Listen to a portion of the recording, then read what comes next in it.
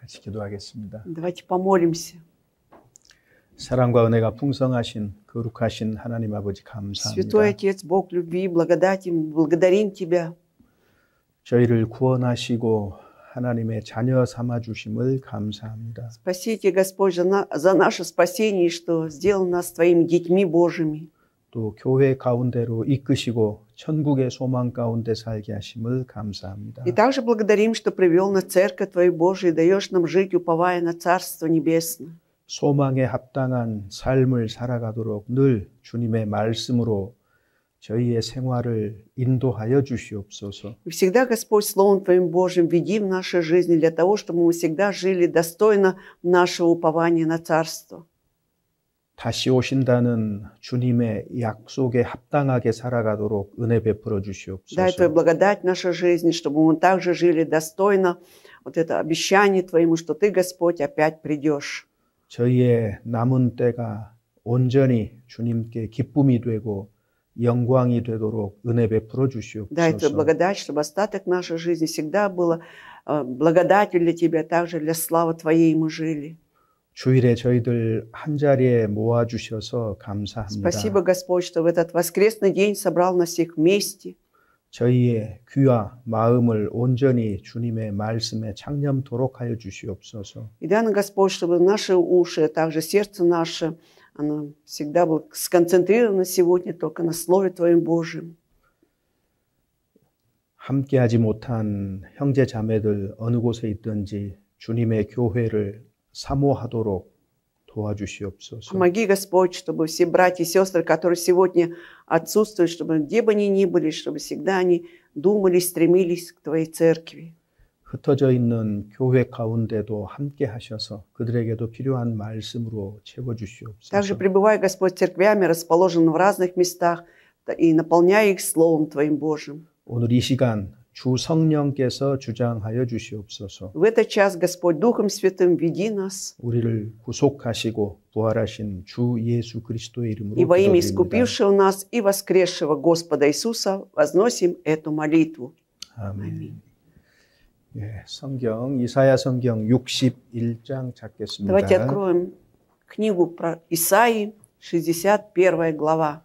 이사야 성경 61장 Страница 1절부터 3절까지입니다. 730.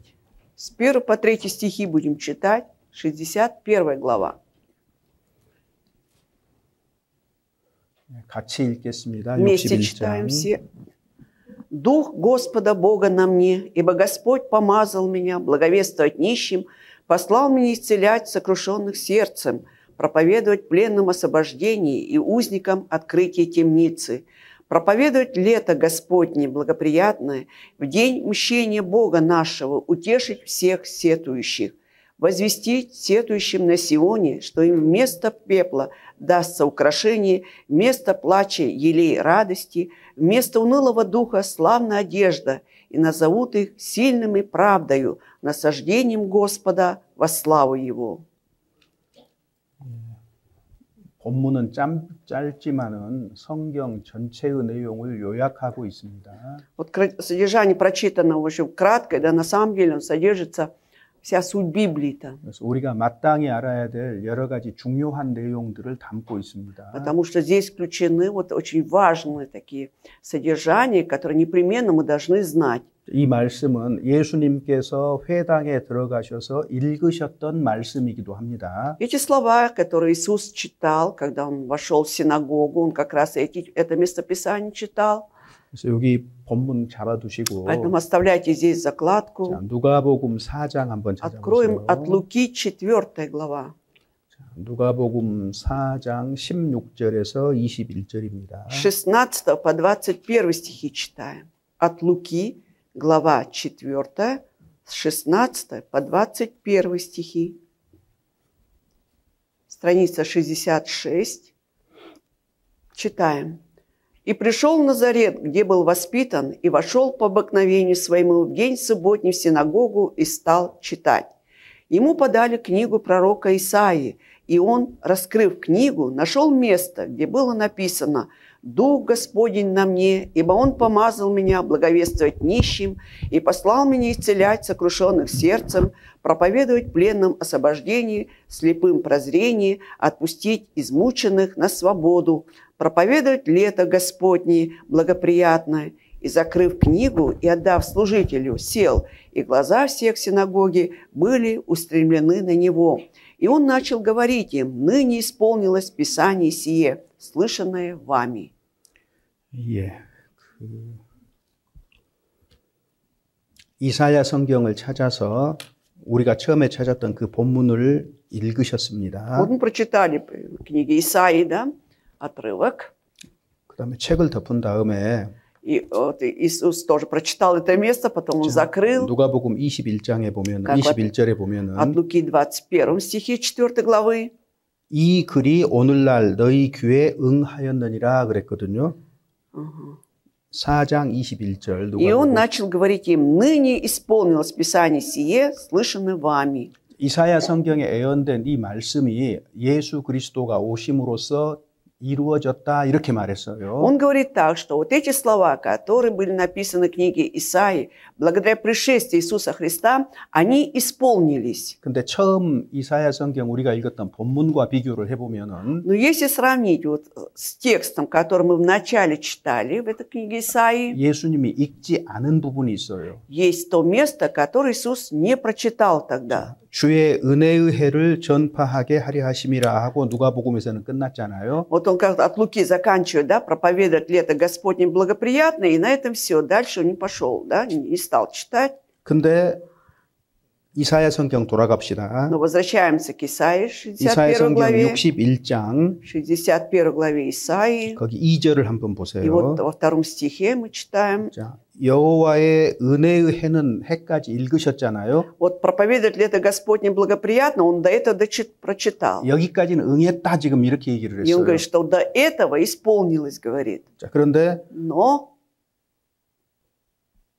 우리 하나님의 신원의 날을 전파하며 여기서부터는 읽지 않으셨거든요. Но вот день мщения Бога нашего, он не стал это читать, это место с этого места. 그러니까 바꿔 얘기하면 읽지 않은 부분은 아직 이루어지지 않았다 그 То 말이에요. есть, другими словами, то, что он не прочитал, значит, еще тогда еще не сбылось, не 예수님이 исполнилось. 회당에서 성경을 읽으실 때에 Когда Иисус читал Писание в синагоге, 이사야 성경 61장을 읽었던 이유는 вот почему он стал читать 61 главу из Исаии, 메시아의 초림이 이루어졌다는 사실을 밝힌 겁니다. то есть он хотел показать тот факт, да, что первое пришествие Иисуса Христа, то есть Мессии, оно исполнилось. 읽지 않은 부분은 재림 때에 이루어질 일이에요. А то, что он не прочитал, это произойдет во время второго пришествия 그래서 이 Иисуса. 본문을 통해서 예수님께서는 자신의 재림과 초림의 목적이 무엇인가를 뚜렷이 밝히고 있습니다. То есть через этот отрывок Иисус Христос четко показывает, да, цель своего первого и второго пришествия. 처음 오셨을 때는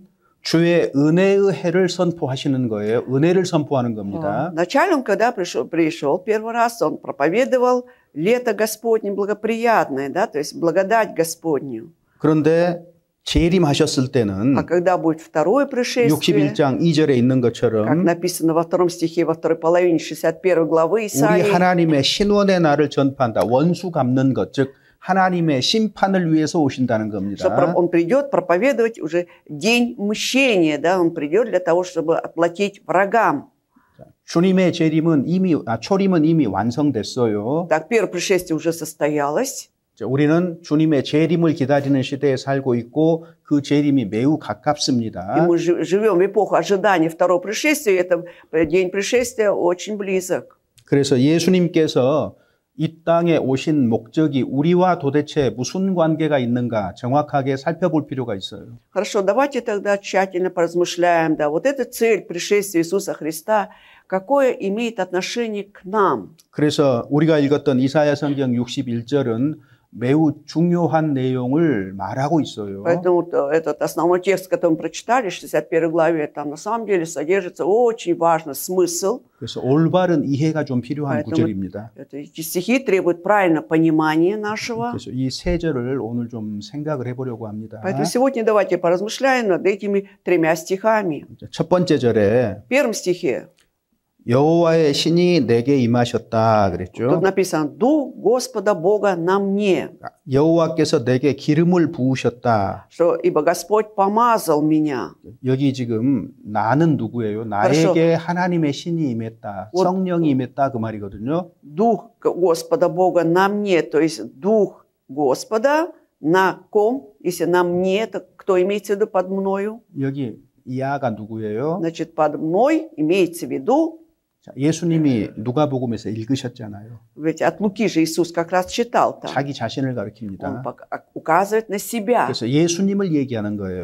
На мне, да, здесь имеется в виду, речь идет об Иисусе. 예수님에게 성령이 임하셨다. 이거 얘기하는 То есть 겁니다. здесь говорится о том, что Дух Святой Божий сошел на Иисуса Христа. 예수님은 자기 자신을 얘기하면서 То есть, получается, Иисус, говоря о себе, 성령의 충만을 입고 이 땅에서 공생애를 시작하신 겁니다. то есть он был исполнен Духа Святого, да и начал на этой земле свое общественное публичное служение. 누가복음 4장 1절에도 그렇고 Также от Луки, 4 главе, 1 стихе так написано, 사도행전 10장에도 и в 10 главе Деяний, 성령을 기름 붓듯 하셨다 이렇게 표현이 되어 там такое 있습니다. выражение, что Духом был помазан, Духом Святым, 이 땅에 오셔서 예수님이 하신 말씀과 모든 행위, 특히 구속은 성령의 역사인 겁니다. То есть то, что Иисус, придя на эту землю, говорил, и все его дела, особенно то, что он совершил искупление, это все совершалось благодаря Духу Святому. 예수님의 모든 언행은 성령 충만을 입어서 하신 것입니다. То есть когда он говорил, да, когда что-то делал, поступал, он всегда был при этом исполнен Духа Святого. 여기 오시기 700년 전에 하나님의 신이 내게 임했다고 애언한 그대로 이루어진 거예요. И то, что за 700 лет Исаия до пришествия Иисуса написал вот эти слова, да, и действительно все это исполнилось на нем, что Дух Господа Бога на нем. 성령이 임하시고 성령을 왜 기름 붓듯 하셨을까? Вот почему Дух Святой, да, сошел, еще помазал его. 예수님을 왜 이 땅에 보내주셨을까? Почему Господь Бог отправил Иисуса Христа на эту 여기 землю? 본문이 밝히고 있습니다. То есть вот это основной текст, в основном тексте нашем показано, 가난한 자들에게 아름다운 소식을 전하기 위해서 예수님을 보내주셨다는 чтобы 겁니다. благовествовать, да, донести благую весть нищему. Для этого Бог послал Иисуса. 여기 가난한 자들에게입니다. Написано нищим. 그래서 가난한 자들에게 아름다운 소식을 전했다 그랬는데 Если написано- 전하기 위함이라 그랬는데 Чтобы помазать, то есть был помазан, чтобы благовествовать нищим, написано. 물론 복음이고 우리의 영혼을 구원하실 말씀이지요. 예수님은. Конечно, Иисус говорит слова благой вести, да, которые приводят нас к спасению. 그 마가복음 1장에서도 예수 그리스도께서 바로 복음이라고 얘기를 하고 있습니다. И в Марке, Евангелие от Марка 1 главе написано, что Иисус Христос и есть благая весть 자, 그런데 Евангелия. 아름다운 소식을 전할 때 아름다운 사람을 통해서 전하는 Но 거예요. когда благая весть, да, радостная весть доносится, конечно, доносится это через прекрасного человека. 그래서 하나님 자신이 아름답다는 것을 성경은 밝히고 И 있습니다. Библия действительно показывает, да, что сам Бог, Он прекрасен. 자, 시편 26편 4절 Псалом 보시면 открываем, 26-й Псалом, стих 4. 26, 4.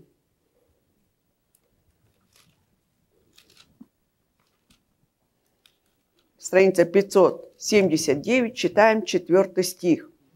«Одного просил я у Господа, того только ищу, чтобы пребывать не в доме Господнем во все дни жизни моей, созерцать красоту Господню и посещать храм Его».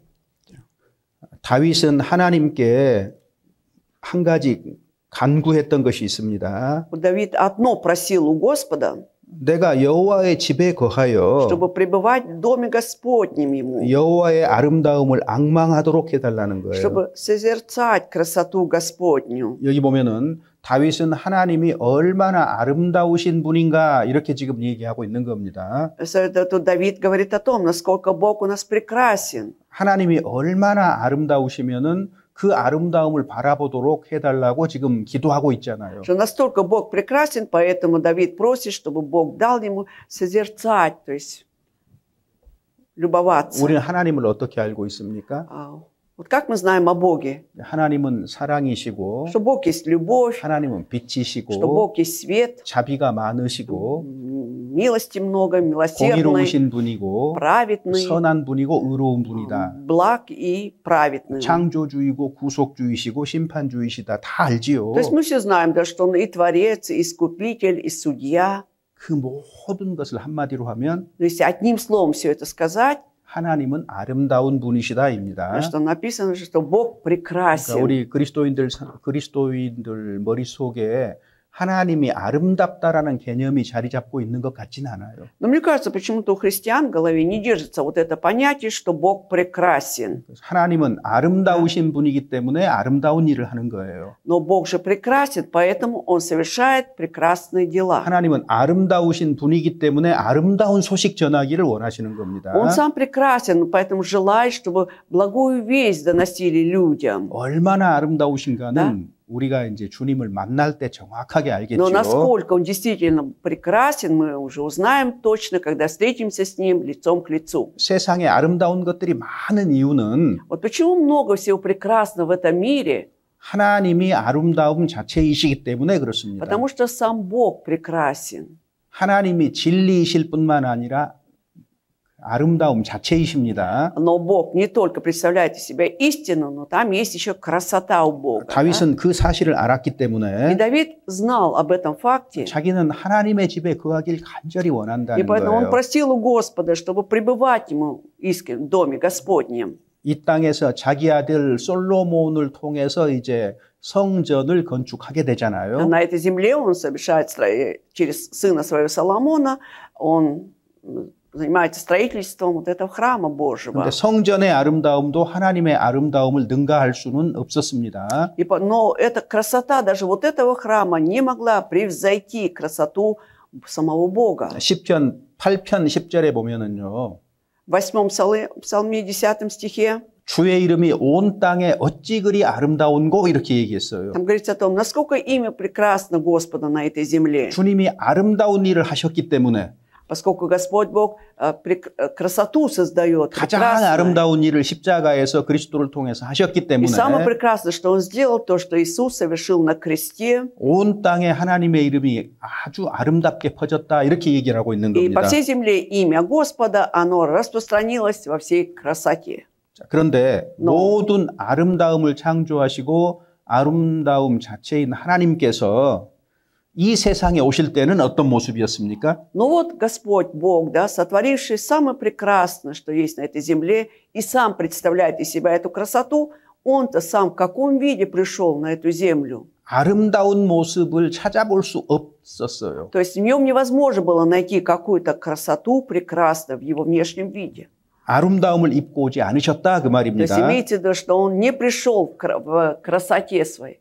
너무 아름다우시면 А если был бы сильно красив, 우리 там, 보통 사람들이 가까이 Да. 가기에 쉽지가 않잖아요. прекрасен, да, если был бы тогда простым людям, трудно было бы 근데 подойти к 아름답지 нему. 않은 모습으로 오면 А когда он приходит не в таком прекрасном виде, 누구나 쉽게 가까이 Да. 갈 수 있도록 하기 위한 거예요. вот любой человек может к нему легко подойти. Вот для чего он пришел в таком виде. 그래서 예수님께서는 마른 땅에서 나온 줄기와 같았다. И вот про Иисуса скажет, что он как сухой росток из земли, да. 얼마나 볼품이 없었겠어요. Настолько не было вида в нем, 고운 величия. 모양도 없었고 존경할 Да. 만한 어떤 모습도 외모로는 없었다 그 То есть 말이에요. имеется в виду внешне ни красоты, ни какого-то величия не было в нем. 사람들이 볼 때에 А в глазах людей, 고작 이 땅에서 나이가 30인데 사람들 보기에는 50이 채 못된 사람처럼 да, 보였다. на самом деле ему было всего 30, а в глазах людей он казался 50-летним, представляете, 여러분 да? 생각해 보세요. И вот представьте, 내가 30인데 вот мне всего 30. 내가 몇 살쯤 돼 보여요? 하고 물으니까 Я когда спросил, на сколько лет я выгляжу, как вы думаете? 50살쯤 돼 보이시는데요. Они мне скажут, да, ну где-то на 50 лет выглядите. 얼마나 볼품이 То 없으면 есть 그런 대답을 настолько 듣겠습니까? он был без вида величия, что услышал вот такой ответ от людей. 그래서 예수님께서 아주 낮은 모습을 취하신 거예요. То есть Иисус вот так выбрал такой самый смиренный вид. 강조하지만 Я вот подчеркиваю, 누구든지 가까이 올 수 있도록 하기 это 위해서입니다. все для того, чтобы любой человек может близко подойти к нему. 이사야 성경 53장 2절 한번 Давайте вспомним, 찾아볼까요? 53 глава Исаии, 2 стих. Исаия 53, 2.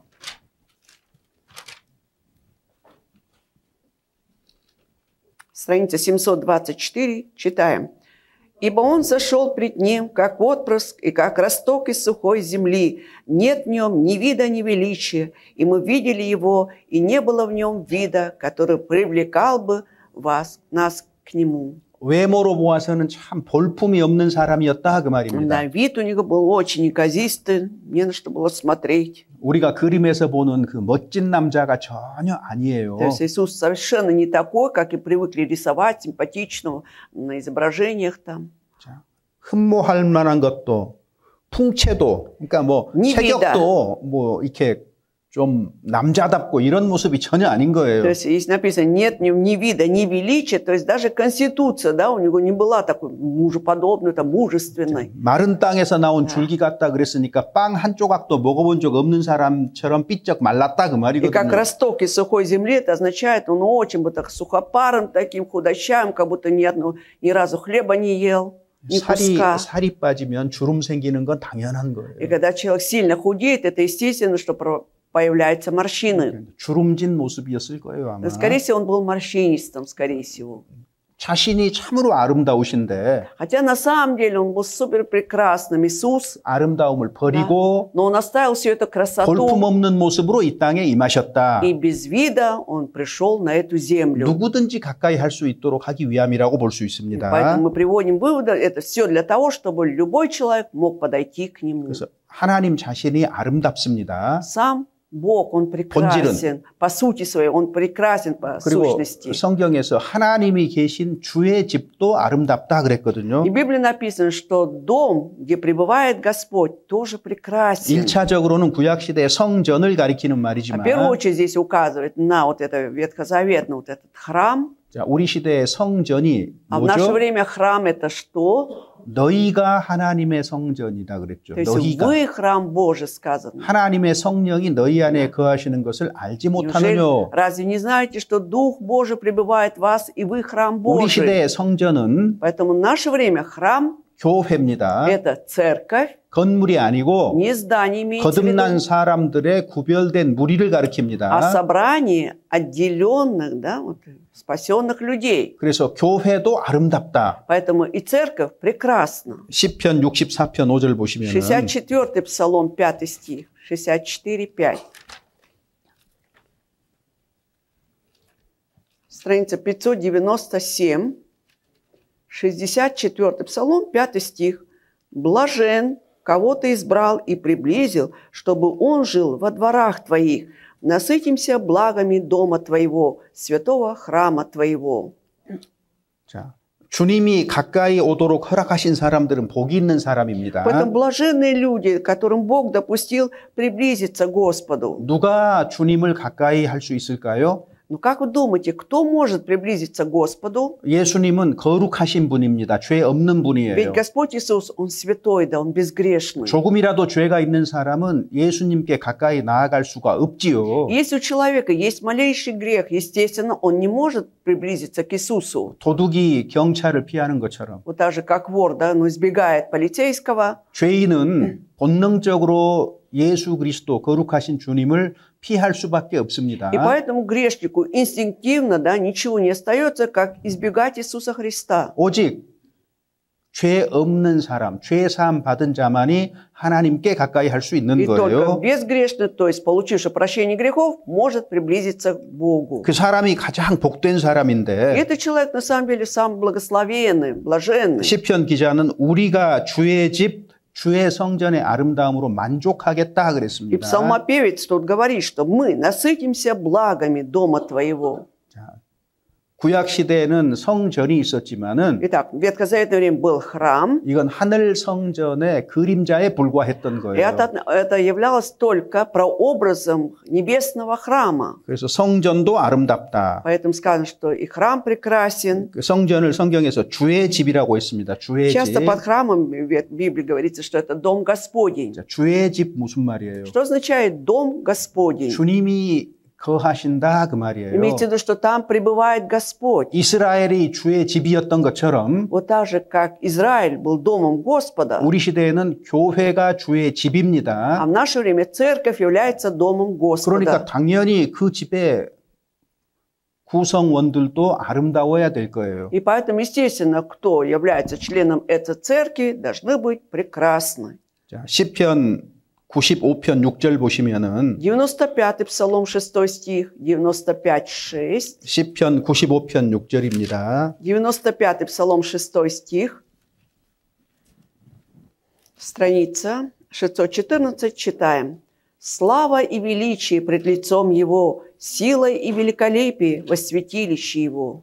존귀와 위엄이 주님 앞에 있다 그랬습니다. Слава и величие пред лицом Его. 그리고 능력과 아름다움은 그 성소에 있다 그랬잖아요. И сила и святилище во святилище Его. 그러니까 주님의 집은 아름다움이 있는데 주님의 집에는 아름다움이 있는데 То есть в доме Господа есть красота. 교회의 지체인 그리스도인들도 그러므로 하나님 보시기에는 아름답다 그 И 말이거든요. поэтому члены церкви, да, то есть в глазах Господа прекрасны. 그래서 세상에서 여러 가지 아름다운 일이 있는데 А в мире много что есть прекрасного, связано с 저는 прекрасным. 하나님 보시기에 아름답다는 얘기를 하고 있는 겁니다. Но я здесь всегда говорю то, что в глазах Господа прекрасно. 구원이 가장 아름다운 일입니다. 그래서 하나님께서 이루신. А дело спасения – это самое прекрасное дело совершенно Господа. 이사야 성경 12장 5절. Исайя 12:5. 12 глава, 5 стих Исаии. Страница 690. 함께 읽어보겠습니다. Давайте читать. «Веселись и радуйся». 12 глава Исаии, 5 стих. «Пойте Господу, ибо Он соделал великое, да знает это по всей земле». 우리가 하나님을 찬송해야 되는 근본적인 이유는 Вот почему мы должны прежде всего воспевать Господу? 극히 아름다운 일을 하셨다. Ибо Он соделал великое, написано, то есть 극히 아름다운 일이 뭐예요? А что же является великим, прекрасным? 예수 그리스도를 통한 십자가의 구속입니다. Это дело искупления, совершенное Иисусом Христом на кресте. 이 극히 아름다운 일을 온 세계에 알게 할지어다. И поэтому пойте Господу, да знают все это по всей земле, то, что Иисус соделал на кресте. 모든 사람이 알아야 될 진리가 있는데 Вот есть истина, о которой должны знать все люди. 하나님께서 예수 그리스도를 통해서 매우 아름다운 일을 하셨다는 겁니다. То, что Бог, да, через Иисуса Христа совершил самое великое, самое прекрасное. 이건 십자가의 사역을 지금 얘기를 하고 있는 Здесь 겁니다. имеется в виду дело то, что Он совершил на кресте. 이렇게 아름다우신 분이 가난한 자에게 아름다운 소식을 전하기 원하셨던 거예요. И вот такой прекрасный хотел нищим благовествовать. 근데 하나님 앞에서 아름다운 일 중에서도 가장 또 아름다운 일은 뭐가 될까요? Ну, как вы думаете, вот из всего самого прекрасного, да, перед глазами Бога, что является все же наипрекраснейшим делом? 예수님이 우리를 구속한 일이 극히 아름다운 일인데 Вот то, что Иисус искупил нас, это является крайне прекрасным делом, великим. 그 예수님께서 И вот этот Иисус, 가난한 자에게 애통한 자에게 나아가는 그 발이 아름답다. 성경은 이렇게 얘기하고 Библия 있습니다. говорит, что ноги Иисуса Христа, которые благовествовали нищим, да, и сокрушенным сердцем, вот Его ноги являются самым прекрасным. 하나님 보시기에 복음을 전하는 그리스도인의 발이 세상에서 가장 아름답다는 사실 아십니까? То есть знаете ли вы, что в глазах Бога самыми прекрасными являются ноги благовествующих людей? 이사야 성경 40장 9절입니다. Исайя 49, 40 глава, 9 стих. Страница 712, стих 9, 40 глава. «Взойди на высокую гору, благовествующий Сион, возвысь силой голос твой, благовествующий Иерусалим. Возвысь, не бойся, скажи городам Иудиным, вот Бог ваш». 자, 아름다운 소식을 시온에 전하는 자여 그랬습니다. Написано «благовествующий Сион». 자, 아름다운 소식을 전하는 거예요. То есть он доносит благую весть, радостную. 너는 높은 산에 오르라 И 그랬습니다. тут написано, что ты зайди на высокую гору. 왜 높은 산에 오르라 그랬을까요? Почему сказано зайти на высокую гору? 온 도시를 향해서 소리치라 그 말이거든요. Это означает, что оттуда кричи по всем городам, чтобы дошло это. 높은 곳에 올라야 모든 도시가 보일 거 아니에요. Потому что, когда человек находится на высоте где-то, там он увидит, во-первых, весь город. 자, 그런데 높은 산에 오르려면 쉽지 않을 거예요. Но все же нелегко, да, взойти на высокую гору. 수고하고 땀 흘려야 될 거예요. Нужно потрудиться, попотеть. 그렇게 높은 산에 올라서 외치라 그 말이거든요. Это означает, тем не менее, надо взойти на эту высокую гору и оттуда благовествовать. 왜? Почему? Возвысить голос свой. А почему? 아름다운 소식은 그의 충분한 보상이 될 것이기 때문에 그렇습니다. Потому что вот как раз вот эта радостная весть будет сполна восполниться. Это 거기서 будет возмездие наградой. 무슨 얘기를 하는 거예요? И там что нужно сказать? 그러면서 유다의 모든 성읍들을 바라보면서 너희 하나님을 보라 그랬어요. Вот скажи городам Иудиным, вот Бог ваш. 여기 Посмотрите 너희 на Бога. 하나님을 보라. 어떤 하나님이죠? Вот Бог ваш. Какого Бога имели в виду? 이건 예수님 Имеет в 탄생 виду. 700년 전에 애언이에요. Смотрите, это пророчество за 700 лет до Иисуса, до рождения написано. 너희 하나님을 보라. 무슨 말이에요? Что означает? Вот Бог ваш, на Него смотрите. 십자가에 달리신 예수 그리스도를 보라는 얘기예요. Имейте в виду, смотрите на Иисуса Христа, распятого на 그 кресте. 예수 그리스도의 죽음이 우리에게, 온 세상에게, 그리고 나에게 무슨 뜻인가를 정확하게 알라는 Чтобы 얘기예요. вы четко знали, что означает Его смерть для меня, для всего мира. 빌라도가 예수님을 처형할 때도 И когда Понтий Пилат приговаривал Иисуса Христа к смертной казни, 라틴어로 엑체 호모, 이 사람을 보라 그렇게 он 외치거든요. тут на латыни вот так сказал. Это означает, смотрите на этого 그 자리에 человека. 모여든 유대인들에게만 한 얘기가 아니고 Эти слова были обращены не только иудеям, которые собрались в этом 세상 месте. 모든 사람에게 십자가에 달리신 이 예수 그리스도를 보라고 요청하고 있는 То 겁니다. есть идет как бы просьба, да, что вы смотрите на Иисуса Христа, люди всего мира, смотрите на 빌라도는 Иисуса. 자기가 이 사람을 보라고 한 말이 세상에 어떤 울림이 될 것을 전혀 모르고 한 말이었죠. То есть абсолютно неосознанно, да, тогда этот Понтий Пилат говорил, он не представлял, какое значение это будет иметь для всего мира. 자, 이사야 성경 52장 7절입니다. Исайя 52:7, дальше, 52 глава, 7 стих. Страница 723, читаем. 4. 예, 7절 같이 Вместе 읽어보겠습니다. читаем 7 стих. «Как прекрасны на горах ноги благовестника, возвещающего мир, благовествующего радость, проповедующего спасение, говорящего Сиону, воцарился Бог твой». 자, 여기는 좀 더 나아가서 이제 좀 더 범위가 커졌죠. Здесь уже расширяется немножко масштаб. 자, 예수님에 대한 얘기입니다. Речь идет об Иисусе Христе. 이제 구원을 선포하라는 얘기예요. Теперь уже четко говорится, что нужно возвещать спасение. 좋은 소식을 가져오며 평화를 공표하며 그랬잖아요. Написано, что благовестника, возвещающего мир, благовествующего радость. 복음을 믿을 때 우리 안에 평화가 오는 거고 Имеется в виду, когда мы верим в Евангелие, к нам приходит мир. 복음을 전할 때 온 세상에 평화가 임하는 겁니다. И когда мы благовествуем, вот этот мир может пребывать во всем мире. 그래서 이건 복되고 좋은 소식이라는 И 거예요. поэтому это благая, радостная весть. 그러면서 외치라는 거죠. И нужно еще возвещать громко. 우리가 이 사람을 보라, 하나님을 보라 그랬잖아요. Когда бы сказал, 우리가 전에 찾았던 성경 구절에서 до этого находились стихи, вот Бог ваш, то есть посмотрите на Него, Иисус это Бог. 자, 근데 이제는 더 중요한 사실을 얘기하고 Но здесь 있습니다. уже говорится о более важном факте, 하나님이 통치하신다. что воцарился Бог твой, Он правит. 네 하나님이 통치하신다 하는 자의 산을 넘는 발이 어찌 그리 아름다운고 Поэтому 그랬잖아요. как прекрасно на горах ноги благовестника, возвещающих, воцарился Бог твой. 하나님은 발을 사랑하셔요. То есть Богу очень нравятся ноги. 어떤 발이요? Только 어떤 какие 발? ноги Бог любит? 좋은 소식을 구원의 소식을 전하는 Благовествует, да? 산을 오르는 발을 좋아하신다. 아름답다 그랬어요. Радостные ноги. Для него прекрасны ноги, которые переходят горы, чтобы благовествовать другим людям. 왜 산을 넘는다고 Почему 했을까요? нужно переходить горы? 수고가 필요해요. Потому что требуется все же труд для 땀과 희생이 благовестия. 필요합니다. Тут требуется жертва твоя, пот. 복음이 전파되는데 필요한 것들이에요. Это все нужно, когда идет благовестие. 복음은 입으로만 전해지는 것이 아닙니다. Благая весть, она доносится не только на словах, 우리의 устами, 삶을 통해서도 전해지는 она и 겁니다. через нашу жизнь проповедуется. 그래서 우리가 한 사람에게 복음을 전할 때는 Поэтому, когда нам нужно одному человеку благовествовать, 산을 넘는 수고가 필요한 вот 거예요. требуется труд такой, как будто ты гору переходишь.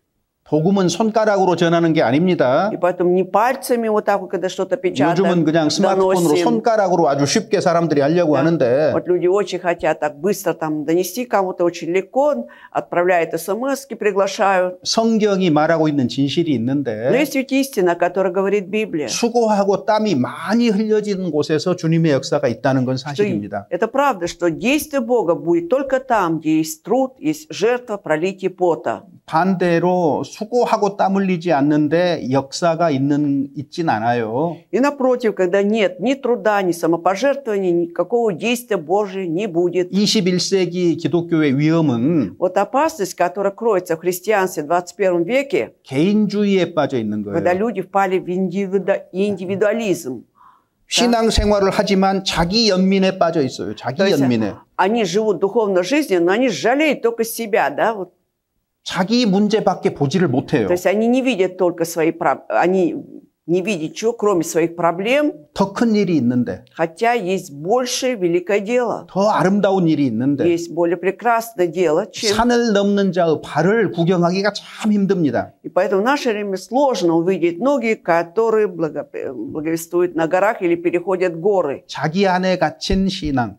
То есть это вера внутри себя, скрытая. 이건 우리가 회개해야 될 문제예요. Наверное, стоит нам раскаиваться в этом. 가장 하나님 앞에서 아름다운 것은 복음을 전하는 자의 산을 넘는 발이라고 성경은 명백하게 얘기하고 있습니다. Итак, Библия четко и ясно говорит, что самое прекрасное – это ноги на горах, ноги 이 благовестника. 일을 위해서 예수님은 하나님은 나를 보냈다. 지금 성경이 이렇게 기록하고 있죠. И поэтому Библия говорит, что ради этого Бог послал Иисуса Его. 그러니까 가난한 자에게 아름다운 소식을 전하게 하려고 나를 보냈다 그래서 나. И поэтому он говорит, что Бог послал меня, помазал благовествовать нищим, послал Его. 즉 하나님께서 예수 그리스도를 지금 본문에서 보내실 것을 지금 예언하고 있는 То есть 거예요. идет пророчество, что Бог Отец отправит Сына Его Иисуса Христа. 여기 나를 보내사에 나는 예수님입니다. То есть меня там всегда, он говорит, меня благовествовал, послал, имеется в виду, Иисус говорит о себе. 예수님도 이 세상에 오셔서 동일한 말씀을 하셨습니다. Иисус также, придя на эту землю, сказал похожие слова те же. 요한복음 4장 4 глава от Иоанна. 본문 잡아두시고 Оставьте 요한복음 там 4장 закладку. От Иоанна 4 глава, 34절입니다. 34 стих, страница 104. 4 глава, 34 стих. Читаем. Иисус говорит им: «Моя пища есть творить волю пославшего меня и совершить дело Его». 예수님은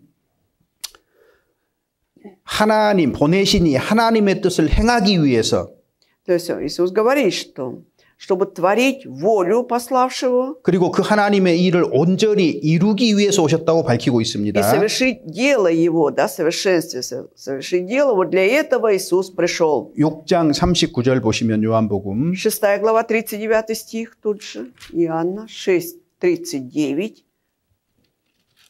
«Воля же, пославшая меня, Отца, есть та, чтобы из того, что Он мне дал, ничего не погубить, но все-то воскресить в последний день». 나를 보내신 하나님의 뜻을 행하러 То 왔는데 есть Он прислал исполнить волю пославшего Отца. 내게 주신 자 중에서 하나도 잃지 않도록 하기 위해서다. Это чтобы из того, что Он, Бог, дал ему, ничего не погубить. 그 사람을 마지막 날에 살린다는 거예요. И этот человек в последний день будет воскрешен. 여기 내게 주신 자 중에서 내가 하나도 잃어버리지 않기 위해서다 그랬죠. Обратите внимание, чтобы из того, что Он мне дал, чтобы ничего не погубить, Иисус говорит. 모든 사람을 구원하기를 하나님이 원하셔요. То есть Бог желал спасти всех людей. 하나님은 모든 사람이 구원받기를 원한다고 디모데서 얘기하고 있잖아요. В послании Тимофею же написано, что Бог желает спасти всех людей. 모든 사람을 하나도 잃어버리지 않는 것이 하나님의 뜻입니다. То есть воля Божия, чтобы ни одного человека не погубить, не потерять.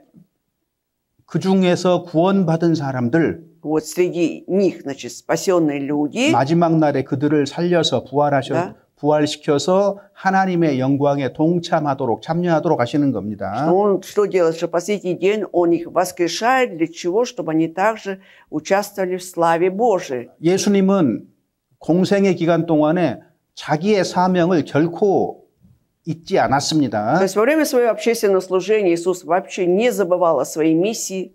항상 자기 사명을 의식하고 있었던 Он 거예요. всегда действовал и жил, осознавая вот свою миссию. 요한복음 9장 4절 보시면 Иоанна 9:4. Читаем. «Мне должно делать дела пославшего меня, доколе есть день. Приходит ночь, когда никто не может сделать». 아직은 낮이다 То 그랬습니다. есть еще пока доколе день, 주님이 재림하시면 밤이 되겠지요. а когда Господь придет, в тот раз будет ночь. 아직은 밝기 때문에 나 보내시니 하나님의 일을 지금은 우리가 해야만 된다는 То есть 거예요. пока что светло, поэтому мы должны уже делать только те дела, которые Бог, для чего Бог послал. 필연적으로 밤은 옵니다. То есть ночь-то неизбежно наступает. 주님의 재림도 필연적이에요. И также второе пришествие является неизбежным. 그때는 기회가 없어요. Вот тогда уже шансов не будет. 그때는 아무도 일할 수가 없어요. Вот тогда уже никто не сможет работать. 그러니까 아직 낮일 И 때 поэтому доколе есть день. 우리는 마땅한 일을 해야 된다는 얘기를 하고 Здесь говорится 있습니다. о том, что мы непременно должны делать то, что должны. 하나님께서 예수 그리스도를 이러한 목적으로 이 세상에 То 보내셨어요. есть, получается, Бог Отец отправил Иисуса Христа вот с этой целью на эту землю. 그리고 구속을 완성하시고 И что Он совершил искупление, 죽으시고 부활하셔서 지금은 하나님 보좌 우편에 계시잖아요. умер и воскрес, а сейчас Он сидит одесную Бога, то есть справа от Бога сидит. 그럼 하나님의 일은 어떻게 되는 거예요? А что же тогда с Божьим делом? 주님이 우리를 보내신 То 겁니다. есть для этого Бог нас послал, Господь нас послал.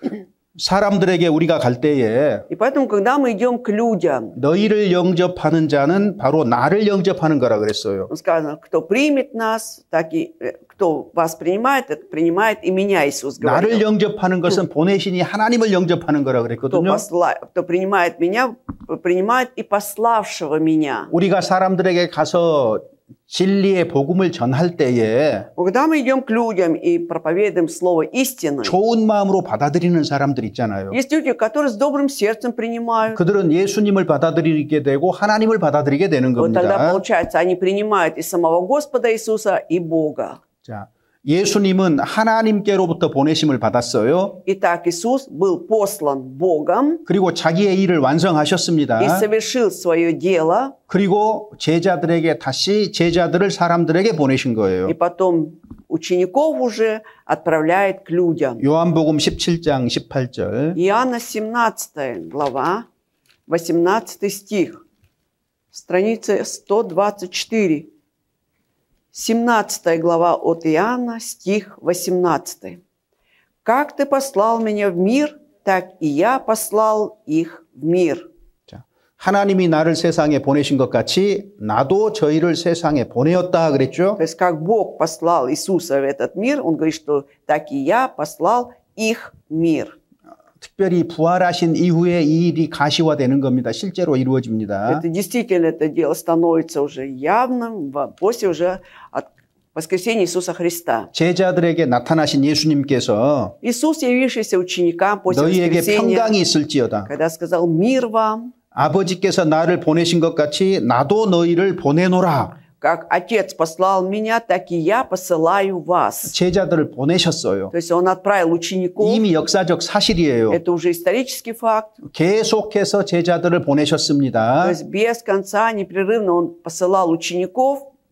20세기, И 2000년이 지나서 вот спустя 2000 лет, уже в 20 그 веке, 복음이 우리에게까지 증거가 됐어요. и эта благая весть, она была засвидетельствована и нам. 얼마간의 시간이 남았는지 모르지만 우리도 보내심을 받았다는 사실을 기억하십시오.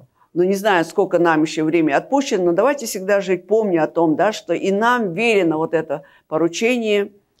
그러니까 예수님께서 우리는 이 세상에 오셔서 무슨 일을 하셨는지 볼 필요가 있어요. И поэтому стоит, наверное, помнить, да, что же Иисус сделал, придя в этот мир. 왜? 그것이 우리의 일이 될 것이기 때문에 그렇습니다. Потому что это имеет непосредственную связь и отношение к нам. Это мы тоже должны 자, будем 이사야 делать. 성경 61장 1절 보시면 Возвращаемся к 61 главе Исаии.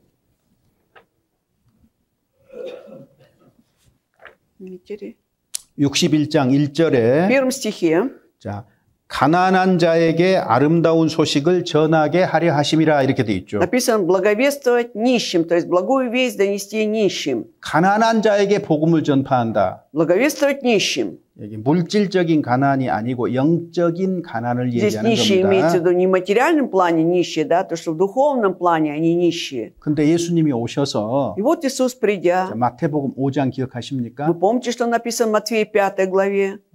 8가지 복을 말씀을 하실 Он там 때 говорил о 8 блаженствах. 첫 번째가 И 뭐예요? первое блаженство в чем заключалось? 심령이 что- 가난한 자가 복이 있을 Что 것이다. блаженные нищие духом, да? 천국이 저희 것임이라 ибо 이렇게 돼 их есть 있잖아요. Царство Небесное. 그러니까 실제로 그 일을 하신 거예요. Поэтому действительно он это дело совершил. 복음은 да? 누구에게 А 전해지느냐? благая весть кому доносится? 심령이 가난한 자에게 전해지는 Написано 거예요. вот нищим духом. 심령이 духом. 가난하다 그 말은 Поэтому нищий духом это означает. 자기의 죄인됨을 철저하게 아는 사람이에요. Этот человек уже четко осознает, что он грешник, 자기가 복음을 가지고 있지 않다는 것. что у него нет пока этой благой вести. 다른 말로 하면 하나님의 의를 소유하지 못했다는 것. Другими словами, да, он еще не владеет этой правдой Божией. 하나님의 의가 없다면 결코 천국에 들어가지 못하거든요. А если нет этой правды Божией, человек никогда не войдет в Царство Небесное. 이 가난은 다른 가난, 물질적인 가난과 전혀 Поэтому 달라요. вот эта нищета абсолютно отличается от материальной какой-то нищеты. 물질적으로 가난하다면 이 세상에서 어렵고 불편하고 굶주리겠지요.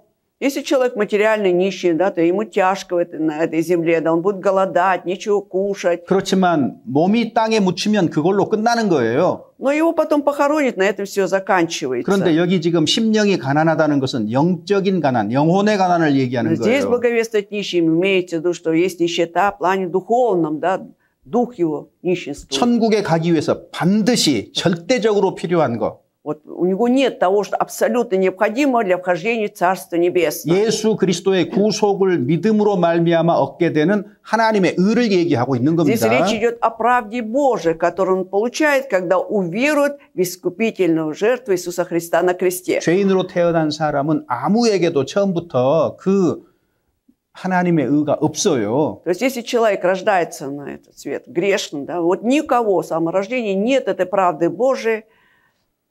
의가 없다는 것을 죄인이라는 말로 표현한 겁니다. Другими словами, нет правды Божией, это означает, что он грешник. 그 하나님의 의를 주시기 위해서 예수님께서 십자가에서 달리시고 피 흘려 돌아가신 거죠. И поэтому Иисус, да, умер на кресте, да, пролив свою кровь, да, для того, чтобы дать нам эту правду Божью. 그래서 가난한 자에게 복음을 전하기 위해서 오실 거예요. И поэтому он пришел благовествовать нищим. 이사야 때는 미래의 일입니다. Вот то, что написано, да, Исаии, да, это на самом деле относилось к будущему. 우리 시대에는 성취된 Да. 과거예요. А в наше время уже исполнилось, да, поэтому относится к 자, прошлому. 그 다음에 마음이 상한 자를 고친다 Затем 그랬거든요. написано «исцелять сокрушенных сердцем». 마음이 상한다. 왜 마음이 상했을까요? Чего же это человека сокрушенное сердце? 자신의 가난, 영적인 가난을 아는 사람은 Человек, осознающий, что он нищий в духовном плане, 자기가 얼마나 비참한 존재인지 알아요. он понимает, насколько он жалкое существо теперь. 자기 앞에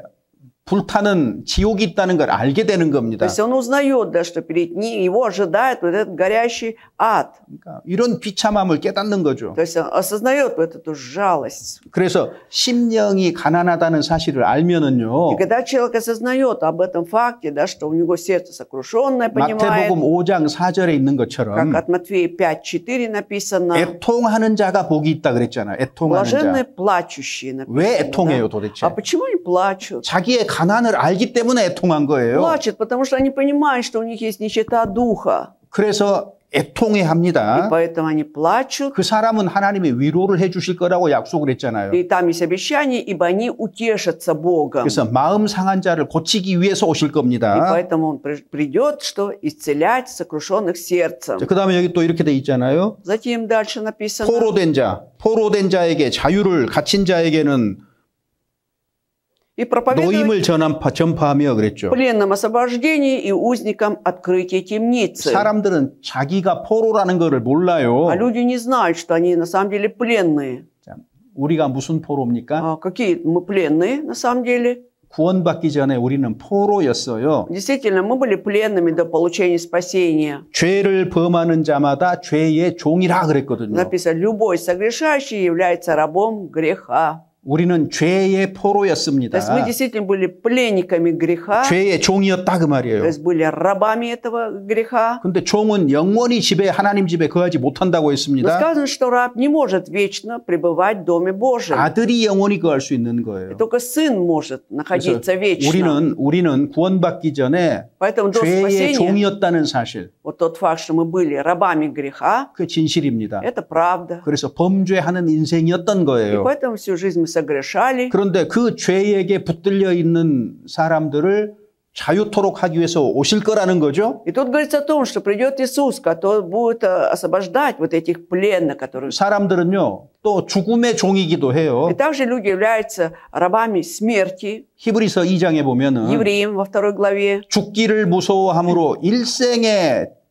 죽음에 매여 종로로 탄다 То есть 그랬거든요. люди боялись умереть, да и всю жизнь были вот эти раболепствовали перед страхом смерти. 죽음은 사람들에게 몹시 두려운 А 대상입니다. действительно, смерть является страшным объектом. 죄의 종일 뿐만 아니라 동시에 죽음의 종이었던 То 거예요. есть были рабами не только греха, но и были рабами смерти. 아담의 범죄로 말미암아서 죄가 세상에 들어왔고 죄로 말미암아서 사망이 이 땅에 임했잖아요. То есть из-за согрешения Адама грех вошел в этот мир, да, и теперь люди шли к смерти, к 그 배후에 погибели. 사단이 있었습니다. А за этим стоял сатана. 그래서 구원받지 않은 사람은 사단의 종인 И 거예요. поэтому неспасенные люди являются рабами сатаны. 그가 착한 사람이든 Даже если это хороший человек, 더 착한 사람이든 может быть супер хороший человек, 나쁜 사람이든 либо плохой, 더 나쁜 사람이든 еще хуже 구원받기 человек. 전에는 Если все не получили спасения, 인정하든 인정하지 않든 하나님은 사단의 종이라고 얘기를 하셔요. вот хотят они признавать или нет, но Бог говорит про них, что они являются рабами сатаны. 이렇게 포로가 돼 있는 거예요. 억눌려 있는 거예요. Вот так они притесненные, да, пленные этим. 그래서 죄에서 포로된 자를 자유케 하고 동시에 마귀의 종노릇에서 풀어주기 위해서 오신 거예요. То есть дать пленным освобождение и узника, да, который раболепствует перед сатаной, вот чтобы им узников освободить также. 그래서 예수님의 사역 중에서 И поэтому, если взять служение Иисуса Христа, 귀신을 쫓아내는 사역이 반복적으로 얘기가 되게 기록이 돼 часто, да, 있잖아요. написано вот рассказы о том, как он изгонял бесов. 사단에게서 자유를 얻게 하는 사역을 계속 이 땅에서도 하신 То есть 겁니다. на этой земле он без конца совершал вот это дело, чтобы люди освободились от этого сатаны. 자, 그 다음에 또 눈먼 자를 И затем, 보게 하는 겁니다. 다시. чтобы слепым прозреть. 그렇게 하기 위해서 오신 거예요. Для всего этого Господь пришел. 사람은 아담 안에서 영적인 소경이 된 거예요. А получается, человек, находясь в Адаме, он является как бы духовным слепым. 그러니까 진리에 대해서 완전히 눈을 감은 상태입니다. Глаза у него полностью закрыты насчет истины. 이게 아담의 후손의 모습이에요. Но это облик потомков Адама. 그런데 아담 안에서 있다가 십자가를 믿고 예수 그리스도 안에 들어오면 И когда, находясь в Адаме, когда уверует крест, он ходит в Иисуса Христа, 영혼의 눈이 뜨이는 거예요. то есть глаза у него духовно открываются. 예수 그리스도가 누구신지 진리가 무엇인지 정확하게 보입니다. Он четко уже видит, да, кто такой Иисус Христос, в чем заключается истина. 인간이 누구인지 세상이 왜 존재하는지 올바른 눈을 가지고 볼 수 Он 있어요. уже правильно может смотреть, да, взгляд на то, кто такой человек, почему в мире происходит то или иное. 자, 사람들은 인정하지 않겠지요. Хотя людям не хочется это признавать. 구원받지 않으면은요. Когда человек не получает спасения, 정확하게 창세기 1장 2절이에요. вот то, что написано как раз Бытие, 1장 2절입니다. 1 главе, во 2 стихе. 찾아봅시다. 한번 Давайте 읽어봅시다. вспомним. Бытие, 1 глава, 2 стих. Читаем. «Земля же была безвидна и пуста, и тьма над бездна, и Дух Божий носился над водою». 내가 왜 사는지 혼란스러워요. То есть я уже как бы запутываюсь, да, для чего я живу в этом мире. 인생이 허무해요.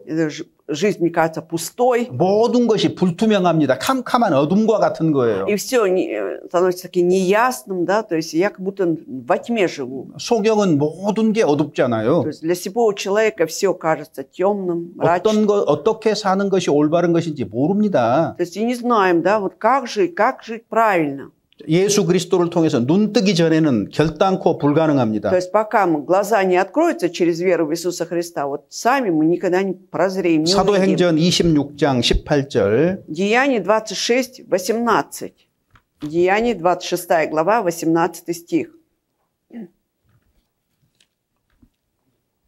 Страница 165. 18 стих 26 главы. «Открыть глаза им, чтобы они обратились от тьмы к свету и от власти сатаны к Богу, и, веруя в меня, получили прощение грехов и жребий с освященными». 복음을 전하는 이유가 나와 있잖아요.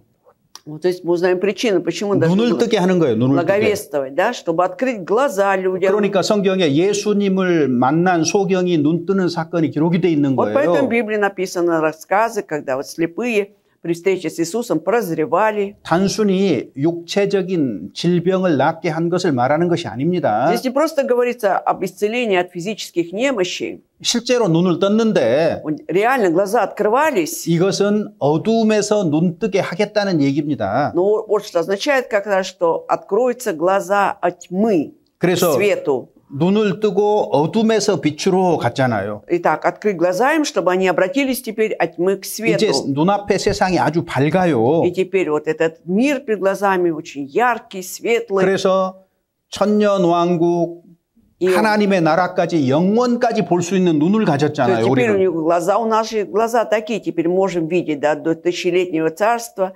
вечности, нового неба, новой земли. 우리 눈을 낫게 한 안약이 바로 성경이거든요. Ну, как раз какая глазная мазь исцеляет наши глаза? Это Библия. 하나님이 눈을 뜨게 하지 않으면 성경도 읽으나 무슨 말인지 모릅니다. Если Бог не будет открывать наши глаза, будем читать Библию, ничего не поймем сами. 그래서 어둠에서 빛으로 들어갔어요. И поэтому обратились от тьмы к свету, 사단의 권세에서 하나님께로 и 돌이켰어요. от власти сатаны обратились к Богу. 자, 누가요? Кто? 죄 사함을 받은 사람, Получивший прощение грехов. 죄 사함을 받고 예수 그리스도를 믿은 사람이 그렇게 됐다 그 말이에요. Это происходит с теми, которые получили прощение грехов и уверовали в 그 Иисуса. 사람에게는 하늘의 기업까지 또 보장을 해주신 И 겁니다. этим людям, значит, гарантировано также удел в Царстве Небесном. 이거를 한마디로 은혜의 해를 전파하기 위해서 오셨다고 얘기하는 То есть, 겁니다. одним словом 은혜의 сказать, 해입니다. чтобы проповедовать лето благоприятное. 은혜의 해가 지금 2000년이 지나가고 И 있습니다. вот это лето благодати или лето благоприятное уже 2000 лет проходит. 하나님이 세상을 만드실 때에 Когда Бог сотворил этот мир, 천하의 범사가 기한이 있고 모든 목적이 이룰 때가 있다고 Он говорил о 말씀하셨습니다. том, что всему свое время и время всякой вещи под 기한이라는 небом. 게 있어요. То есть 기한이라는 게. есть срок, да, у каждого человека. 지금은 은혜가 베풀어지는 기한입니다. Вот сейчас как раз срок, когда дается благодать Божья людям. 그래서 사도 바울도 그 얘기를 하는 거예요. Поэтому апостол Павел тоже говорил. 고린도후서 6장 1, 2절에 보면은 Во 2 Коринфянам 6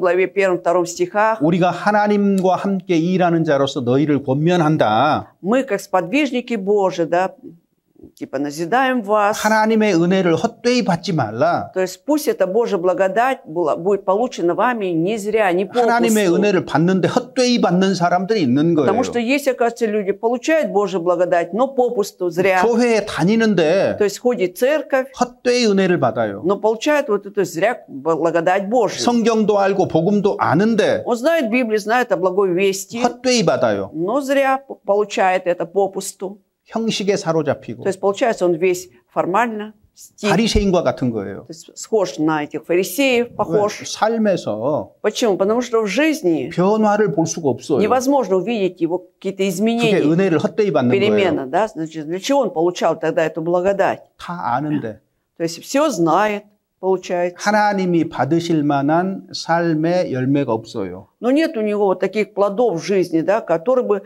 получил Бог. 한 개, 두 개의 열매가 Это 아니고 не имеется в виду, здесь не идет речь об одном-двух 죽을 плодах, 때까지, а вот до смерти, 주님 만날 до 때까지 дня встречи с Господом. 지속적으로 열매를 맺어가는 게 없어요. Насколько продолжительное время он должен был приносить плоды, но их нет. 이게 은혜를 헛되이 받은 사람들 특징이에요. Это особенность людей, которые зря получают благодать Божию. 여러분, 사과나무가 Смотрите, есть яблоня. 올해는 사과를 맺었대요. Вот в этом году, говорят, там были плоды яблок. 2년, 3년. Да, но потом проходит 2-3 그 года. 다음에부터는 열매를 안 맺는데요. Вот 3 года уже нет никаких плодов. 사과나무라고 할 수가 없잖아요. Сложно тогда назвать это дерево яблоней. 그 Если нет, 나무를 심을 이유, 그런 나무를 심을 이유가 없잖아요. зачем нужно было сажать такое дерево? 그러니까 Поэтому 처음에 복음을 믿을 때는요, 잠시 기뻐해요. когда вначале человек уверует в благую весть, он 그런데 некоторое время радуется, 지속적인 삶의 변화가 없어요. но в его жизни вот нет продолжительных изменений, перемен. 지속적으로 회개하지도 않고, То есть он постоянно не кается 지속적으로 의의 열매도 맺지 않고, и не приносит плоды праведности. 뭐 세상 사람인지 아닌지 구별이 삶으로서는 불분명해요. Если смотришь на его жизнь, не поймешь, это верующий или неверующий. 입술로는 또렷해요. Хотя устами он четко говорит. 주일에 보일 때는 그런 것 같아요. И когда в воскресенье видишь, кажется, ну, вроде христианин, 다른 대부분의 시간은 그렇지 않다는 거죠. но остальное время он не живет так. 이게 문제입니다. В этом проблема. 하나님의 은혜를 헛되이 받지 말라. Поэтому не напрасно получайте Божью благодать. 왜 이런 얘기를 할까요? Вот почему так было сказано? 헛되이 받는 사람들이 있기 때문이에요. Потому что есть люди, которые напрасно получают 나는 하나님을 믿는 благодать. 자다라고 말할 수 있을지는 Может 몰라도 быть, он может смело говорить, что он верует в Бога, 삶으로 증거하지 못하는 но 것, в жизни он не может 헛되이 свидетельствовать. 받은 겁니다. Значит, напрасно получил. 이런 사람들은 정말 억울할 거예요. Вот действительно, этим людям будет очень обидно потом. 그러나 하나님 편에서는 지극히 정당한 거, Но 공의로울 все равно 거예요. Бог очень праведно будет судить, очень 우리가 праведно, 사람의 눈은 속여도요. справедливо. Человеческие глаза мы можем обмануть, 하나님의 눈은 속일 수 но 없잖아요. Божьи глаза невозможно 마지막 обмануть. 때 분명하게 드러날 것이다 그 말입니다. Сказано, что в последние дни непременно это будет все явно. 마지막 때 그 наружу. 사실이 드러나면 얼마나 И 비참하겠어요. когда в последний день вот этот факт станет явным, насколько мы будем чувствовать себя 성경은 이 사실을 жалкими. 계속 И 경고합니다. Библия без конца предостерегает нас. 마지막 да. 때에 고기를 잡아서 물가에 내놓고 좋은 고기, 나쁜 물고기 가른다고 하셨잖아요. Это притча, да, что в последние дни, да, он будет, значит, отделять худую рыбу от доброй рыбы. 그래서 누가복음에서는 은혜의 해를 전파할 때 А в Луке написано, что 여기까지만 읽었어요. вот только прочитал, что проповедовать лето благоприятный Иисус, да, и на этом дальше не стал. 그래서 바울이 아직은 지금은 구원 얻을 만한 때요. 지금은 은혜의 날이라고 이렇게 얘기를 한 И 거예요. поэтому апостол Павел говорит, вот время спасения, вот время получения благодати, сейчас 지금은 именно. 은혜 받을 만한 때요. 지금은 구원의 날이로다. Вот именно сейчас это время получения благодати, день получения спасения. 지금은 아직 시간이 있어요. Значит, сейчас имеется в виду, есть еще время, 그렇지만은 짧을 거예요. но оно будет коротким все же, это время. 어쩌면 Может быть, 내가 죽는 것보다 чем я умру, 주님 오시는 게 더 빠를 수도 있다는 거예요. еще когда я буду жить на этой земле, Господь раньше придет. 자, 초림하셔서 구속을 완성하셨어요. Так, с первым пришествием Он совершил искупление 그리고 Иисуса. 은혜의 해가 2000년 동안 전파가 됐습니다. И лето благоприятное, да, в течение 2000 лет оно проповедуется. 그리고 우리 И 본문 больше. 3절에 2절에 있는 И 것처럼 как в нашем тексте основном написано во 2 стихе, 아직 이루어지지 않은 사실, 61 глава, то, что еще не исполнилось, 우리 하나님의 신원의 날을 전파하며 и 그랬잖아요. день мщения проповедовать. 신원이라는 거는 원수를 갚는 걸 얘기하는 День 거니까 мщения – это отплатить врагам. 원수를 갚기 위해서 예수님이 재림하신다 그 말이에요. Что имеется в виду, что Иисус придет во второй раз для того, чтобы отомстить врагам. 예수님의 원수가 А 누굴까요? какие враги у Иисуса Христа? Что за мщение Бога? 마귀죠, 기본적으로. Ну, прежде всего, это дьявол. 또 누가 А 될까요? еще кто относится к врагам Господа? 믿지 않는 자. Неверующие люди. 여러분, 믿지 않는 자가 하나님의 원수라는 사실 아십니까? Вы знаете о том факте, что неверующие люди являются врагами Бога? 어떤 교양 있는 모양을 띠더라도 каким бы ни был бы воспитанным, благородным с виду, 내가 적극적으로 대적하지 может 않았을지라도 быть, этот человек действительно активно не противостоял Богу, 믿지 않는 자는 но если он не 하나님의 верует, 원수입니다. все, он является врагом Божьим. 그래서 그 사람들의 심판을 위해서 오신다는 И 거예요. получается, Иисус придет для суда вот над этими людьми. 또 한 가지는요. А еще одно. 이제는 슬픈 자를 위로한다 그랬잖아요. Утешить, далее написано, всех сетующих. 자신의 성도들에게는 상 주시기 위해서 오시는 거예요. То есть для своих верующих он придет для того, чтобы дать награду. 요한계시록 11장에는 11 главе Откровения Иоанна 세상 나라를 이제 그리스도의 나라로 만들기 위해서 오신다고 돼 что 있어요. написано, что Иисус придет, чтобы страны или царство этого мира превратить в Царство Божие. 지금 우리가 사는 이 세상이 Царство Иисуса Христа. Вот этот мир, в котором мы сейчас живем, 새롭게 변화되어서 он изменится, обновится. 이 땅에서 에덴과 같은 천년 왕국이 이루어질 И на этой 텐데 земле будет тысячелетнее царство, подобное Эдемскому саду. 더 나은 에덴이에요. Но это будет лучший Эдем, 에덴보다 конечно. 더 좋은 에덴과 같은 천년 왕국이 이 땅에 이루어지는 Что на этой 겁니다. земле будет намного лучше Эдем, который был до этого тысячелетнее царство. 거기까지가 이 땅에서 이루어지는 역사예요. Вот до этого, это значит, как раз на этом завершается история этого мира. 그래서 그리스도의 나라를 만들기 위해서 오시는 거예요. И поэтому Иисус придет для того, чтобы создать царство Христа. 그래서 필연적으로 적그리스도의 세력을 파괴하기 위해서 오시는 И 겁니다. неизбежно для того, чтобы разрушить силы Антихриста. 아직 이루어지지 않았어요. Пока что это еще не 모든 исполнилось. 그리스도인은 이 날을 И 기다립니다. все христиане живут в ожидании этого дня. 61장 2절에 우리 하나님의 신원의 날을 전파한다. Поэтому помните эту фразу во 2 стихе «проповедовать день мщения Бога 신앙 때문에 нашего». 나를 반대하고 핍박했던 사람들도 그때에 심판받게 될 И 거예요. те люди, которые меня, в общем, были против моей веры, преследовали меня из-за этого, они тоже будут судимы в этот день. 약하든 강하든 Вот слабый ты или сильный, 우리 주변에서 если взять в нашем окружении, 복음을 대적했던 사람들, вот те люди, которые сильные или слабы, но противодействовали, шли против благой 주님 섬기는 вести. 내 신앙 생활을 반대하고 대적하고 핍박했던 То есть 사람들, противились, да, моему служению Господу, в общем, гнали меня, преследовали, смеялись. 직접적으로 그들이 심판을 받게 될 거예요. Непосредственно вот они будут судимы также. 그래서 예수님께서 오셔서 Итак, Иисус, придя, 모든 슬픈 자를 Он 위로하십니다. будет утешать всех сетующих, то есть печалящихся. 지금 이스라엘 백성들에게 얘기했기 때문에 시온에서 위로를 받는다고 이렇게 돼 있는 겁니다. Поскольку это было сказано израильтянам, да, и потом написано, что возвестить сетующим на Сионе, вот там они будут утешены. 복음이 온 세상으로 전파가 됐기 И 때문에 поскольку благая весть уже проповедана по всей земле, 온 세상에서 하나님의 백성들이 위로받을 것의 그림자이기도 и 합니다. это является прообразом того, что все люди в этом мире получат утешение. 3절 같이 한번 읽어봅시다. 이사야 성경 61장 Давайте теперь 3절. 3 стих 61 главы Исаии прочитаем вместе. «Возвестить сетующим на Сионе, что им вместо пепла дастся украшение, вместо плача елей радости, вместо унылого духа славная одежда, и назовут их сильными правдою, насаждением Господа во славу Его».